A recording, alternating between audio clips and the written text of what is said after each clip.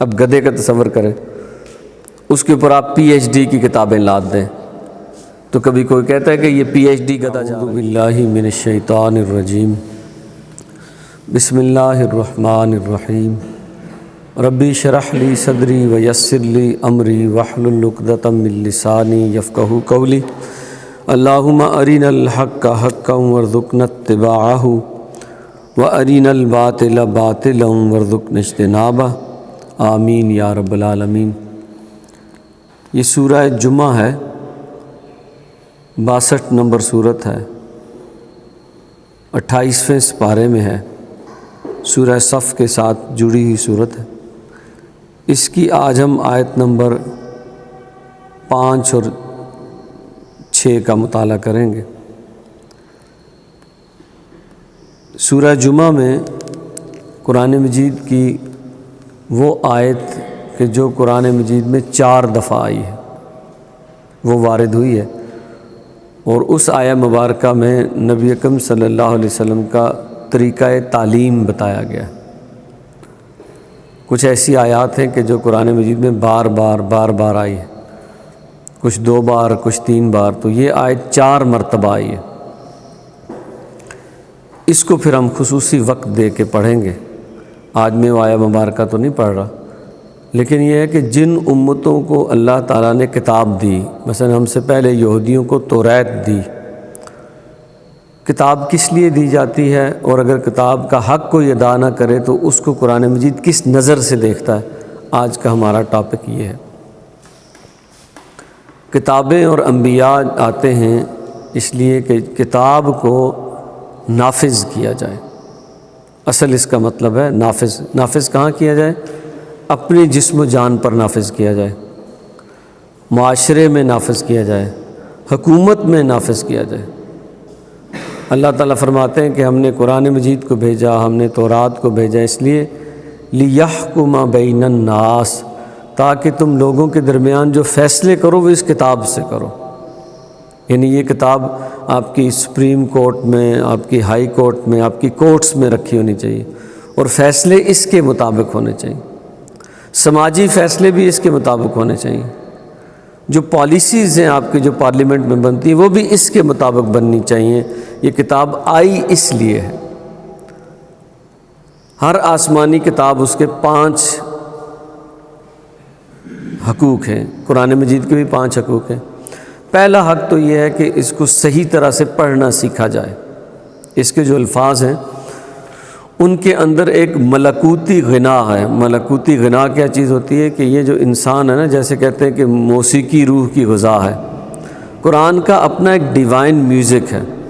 ویسے جو عام موسیقی ہے وہ تو روح کا بیڑا غرق کر دیتی ہے، اس کو مار دیتی، لیکن قرآن مجید کے اندر جو میوزک ہے وہ اصل میں اس کی غذا ہے۔ تو وہ آپ صحیح پڑھتے ہیں تو وہ میوزک جنریٹ ہوتا ہے، اگر آپ اس کو صحیح پڑھتے نہیں ہیں تو وہ اس طرح سے اثر نہیں کرتا۔ تو پہلی بات تو یہ ہے کہ اسے صحیح پڑھنا سیکھا جائے۔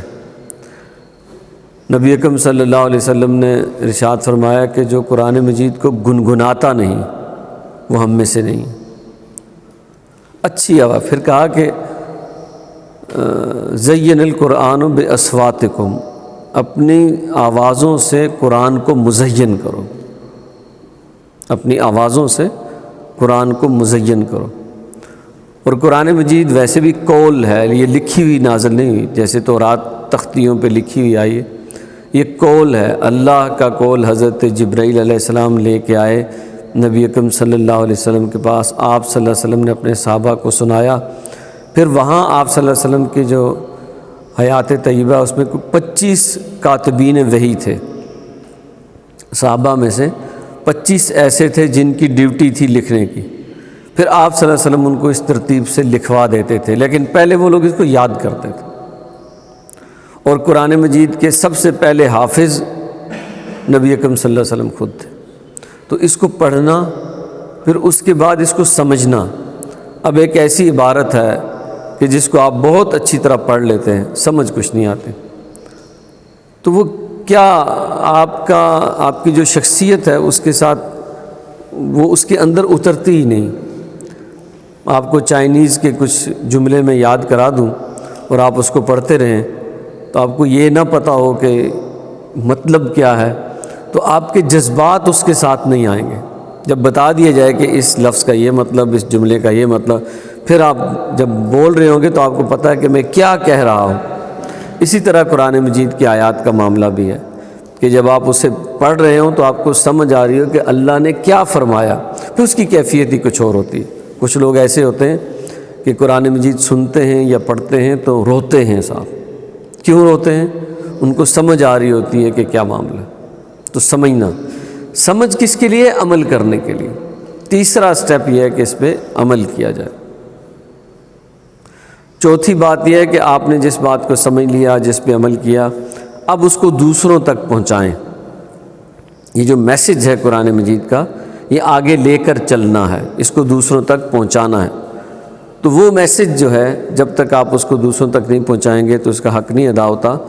تو قرآن مجید کے میسج کو دوسروں تک پہنچانا تاکہ پورا ایک گروہ بن جائے، ایک معاشرہ درست ہو جائے۔ آپ اپنی زندگی کامیاب گزارتے ہیں تو آپ یہ کہتے ہیں میرے ماں باپ کی زندگی بھی کامیاب ہو جائے، میرے بچوں کی زندگی بھی کامیاب ہو جائے، میرے بھائیوں کی زندگی بھی کامیاب ہو جائے، میرے دوستوں کی زندگی بھی کامیاب ہو جائے۔ تو جب تک آپ اس میسج کو لے کے ان سب لوگوں تک نہیں جائیں گے جس پہ آپ نے اپنی زندگی کی کامیابی کو استوار کیا، تو پھر کیسے کامیاب ہو؟ تو اس کا دوسروں تک لے کے جانا بھی، اگر آپ کو اپنے ماں باپ سے محبت ہے، اپنے بچوں سے محبت ہے، اپنے دوسرے بھائیوں سے محبت ہے، تو جو سب سے قیمتی چیز ہے، جو سب سے قیمتی بات ہے، جو انہیں اس زندگی میں بھی اور دوسری زندگی میں بھی نقصان سے بچانے والی ہے، سب سے پہلے آپ ان کو وہ بتاتے ہیں۔ تو قرآن مجید سب سے قیمتی چیز ہے، بتائیے دوسروں کو، سمجھائیے دوسروں کو۔ اس کے بعد اگلی بات یہ ہے کہ جب اس کا میسج ویل سپریڈ ہو جائے،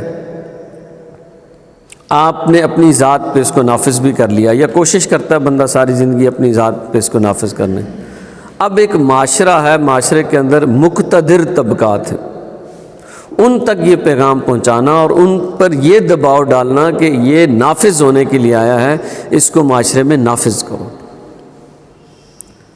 یہ اس کا 5واں حق ہے کہ اس کا نفاذ، اس کا قیام۔ یہ بات ہم سے چھوٹ گئی۔ قرآن مجید نے بار بار کہا ہے کہ یہ کتاب آئی ہے، اس کے ذریعے فیصلے کیے جائیں، عدالتوں میں اس کو رکھا جائے، پارلیمنٹ میں اس کو رکھا جائے، اور اس کے ذریعے فیصلے کرنے لوگوں کے درمیان، اس کے ذریعے عدل قائم کرنا۔ تو ہم سے پہلے جو امت تھی وہ بنی اسرائیل تھی۔ آخری کتاب تو انجیل آئی، انجیل میں احکامات نہیں تھے، انجیل میں دعائیں اور مناجات تھے۔ حضرت عیسیٰ علیہ السلام نے یہ کہا کہ میں شریعت ختم کرنے کے لیے نہیں آیا، یعنی وہ جو تورات میں جو شریعت آئی ہے وہی شریعت چلے گی۔ تو حکم کی اصل کتاب تورات ہے۔ تو تورات والوں کا ذکر قرآن مجید کے ان الفاظ میں کرتا ہے کہ جب قرآن مجید خود نازل ہو رہا ہے،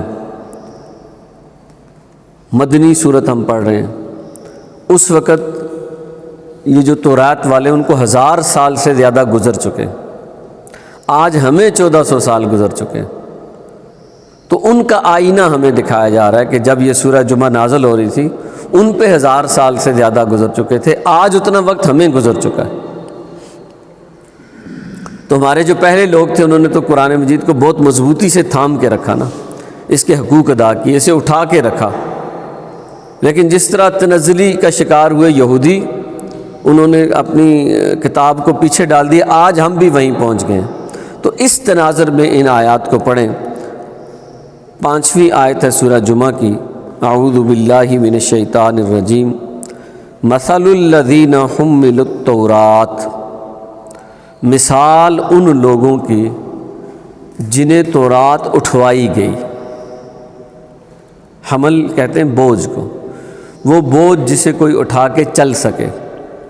اس کے مقابلے میں ایک بوجھ ہوتا ہے، اس کو اسر کہتے ہیں۔ اسر وہ بوجھ ہوتا ہے کہ جس کو اٹھا لیا جائے تو انسان کی ٹانگیں ڈگمگائیں، وہ قدم نہ اٹھا سکے، چل نہ سکے۔ لیکن حمل اس بوجھ کو کہتے ہیں کہ جو اٹھائے تو اس کو چل سکے۔ تو کہا گیا کہ مثل الذین حملوا التوراۃ، وہ لوگ جن پہ تورات کا بوجھ ڈالا گیا، جن کو تورات اٹھوائی گئی، یعنی وہ اس بوجھ کو اٹھا کے چل سکتے تھے، اتنا بوجھ نہیں تھا کہ وہ چل نہ سکتے۔ یہ جو حملوا کا لفظ ہے، یہ اس کے اندر یہ بات پوشیدہ ہے کہ ان کی استطاعت سے باہر نہیں تھے اس کے حقوق ادا کرنا۔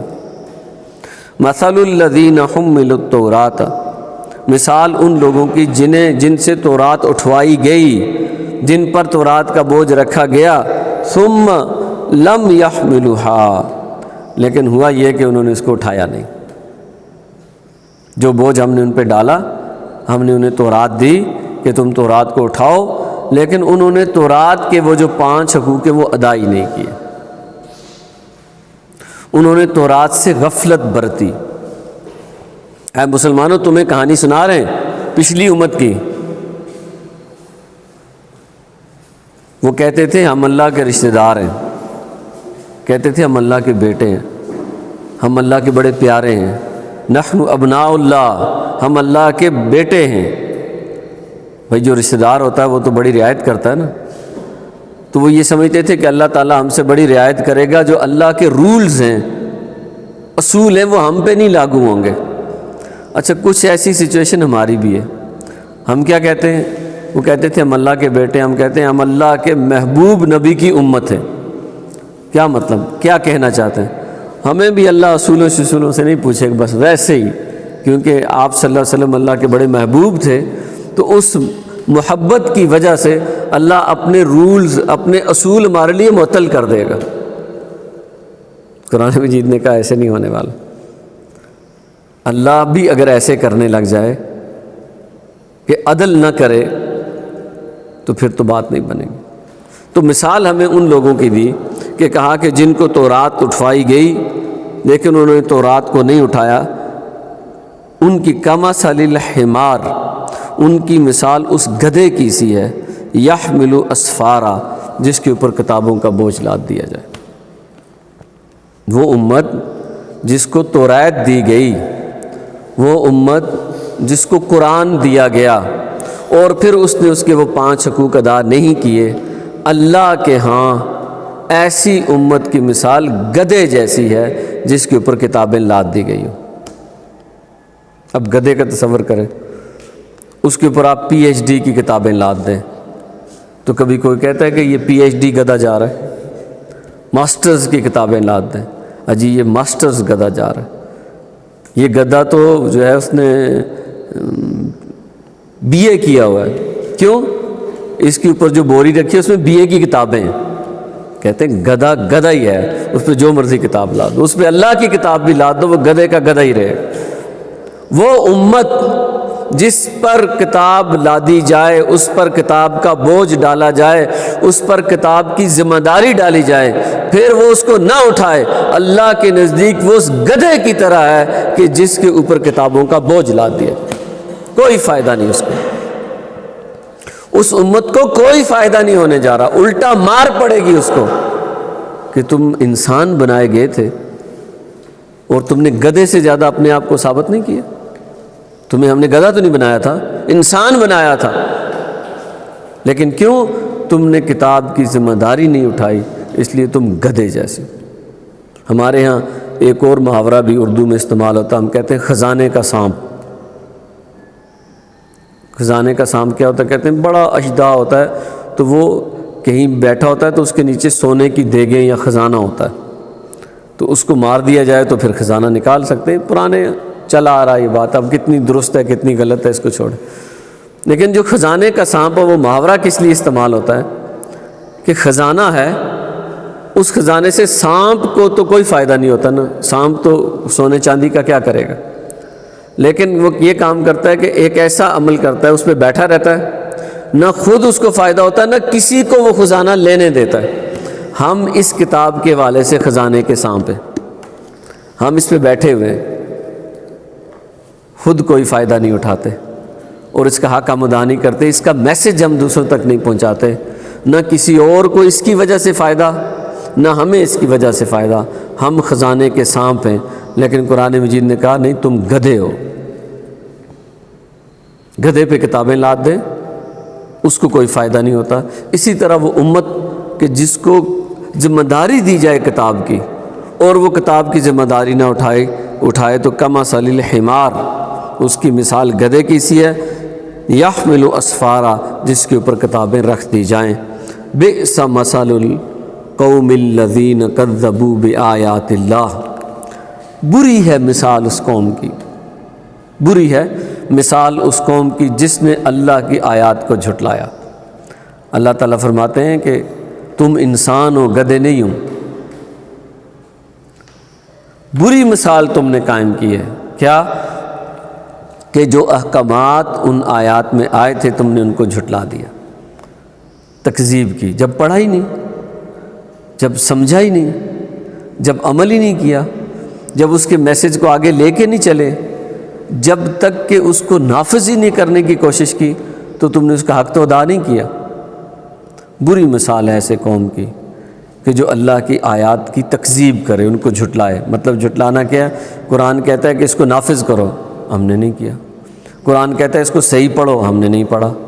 قرآن مجید کہتا ہے اس کو سمجھو، ہم نے نہیں سمجھا۔ وہ کہتا ہے اس پہ عمل کرو، ہم نہیں کرتے۔ وہ کہتا ہے اس کے پیغام کو دوسروں تک پہنچاؤ، ہم نہیں پہنچاتے۔ اور جھٹلانا کیا ہے؟ جو بات کتاب کہہ رہی ہے ہم کہتے ہیں ہم نہیں کرتے، ہم نے عملاً اس کو جھٹلایا ہے۔ ہاں ویسے عقیدے کے طور پہ ہم اس کو چوم لیں، اوپر رکھ لیں، اور پتہ نہیں اس کے اوپر رنگ برنگے غلاف چڑھا لیں، اور خوبصورت مخمل کے اس کو جزدان کے اندر رکھ دیں، ایسے تاکچے میں رکھ دیں جہاں بچوں کا ہاتھ نہ پہنچے، نہ بچے پڑھیں نہ بڑے پڑھیں، یہ ہم اس کی عزت کرتے ہیں۔ چلتے ہوئے کیا ہے کہ اس کے پیچھے سے اس کی طرف پیٹھ نہیں پھیرنی۔ اچھا، اور پھر جب آپ نے کیا کرنا ہے، جب دلہن رخصت ہو رہی ہے اس کے سر پہ رکھ دینا۔ وہ بچی بیچاری کو ساری زندگی قرآن پڑھایا نہیں، جاتے ہوئے اس کے نیچے سے گزار دینا۔ یہ کیا ریچولز ہیں؟ یہ کیا رسمیں تم نے ایجاد کی ہیں؟ دھوکہ ہے سارا، سب دھوکہ۔ اصل بات یہ تھی قرآن مجید میں جو بات لکھی تھی کہ اس کو پڑھو، اس کو سمجھو، اس پر عمل کرو، اس کے پیغام کو دوسروں تک پہنچاؤ، اس کو معاشرے میں نافذ کرنے کی کوشش کرو۔ جنہوں نے یہ نہیں کیا، بئس مثل القوم الذین کذبوا بآیات اللہ، بری ہے مثال اس قوم کی کہ جس نے قرآن کی آیتوں کو ہی جھٹلا دیا۔ واللہ لا یہدی القوم الظالمین، اللہ تعالیٰ ایسے ظالموں کو زبردستی ہدایت دیتا بھی نہیں۔ پھر کتاب آئی تھی نا ہدایت کے لیے، اس کو پڑھو، اور اللہ نے کتنا کرم کیا کہ ہم سے 1400 سال پہلے یہ نافذ ہوئی، لیکن اس کو کہا کہ اس کو سنبھال کے رکھنے کی ذمہ داری میری ہے۔ کیوں؟ پچھلی امتوں نے اس ہدایت کو ضائع کر دیا، تحریف کر دی، ہمارے لیے سنبھال کے رکھی گئی ہے یہ، لیکن ہم نے کیا کیا؟ ہم نے اس کی کسی چیز سے فائدہ نہیں اٹھایا۔ کہا کہ ایسی قوم جس کے پاس کتاب اپنی محفوظ حالت میں موجود ہو، پھر وہ اس کتاب کی آیات کو جھٹلا دے، اللہ بھی پھر اس کے ساتھ یہ فیصلہ کرتا ہے کہ اس کو ہدایت نہیں دیتا۔ ورنہ کئی لوگ ایسے ہوتے ہیں کہ جو کوشش کرتے ہیں، محنت کرتے ہیں، جن کے دل میں کتاب کا درد ہوتا ہے، نہیں پہنچ سکتے اس جگہ، اللہ تعالیٰ ایسا بندوبست کرتا ہے کہ ان کی انگلی پکڑ کے، کدھر جا رہے ہو؟ محنت کر رہے ہو تم، کوشش کر رہے ہو، آؤ، انگلی پکڑ کے اس کو سیدھے راستے پہ لگا دی۔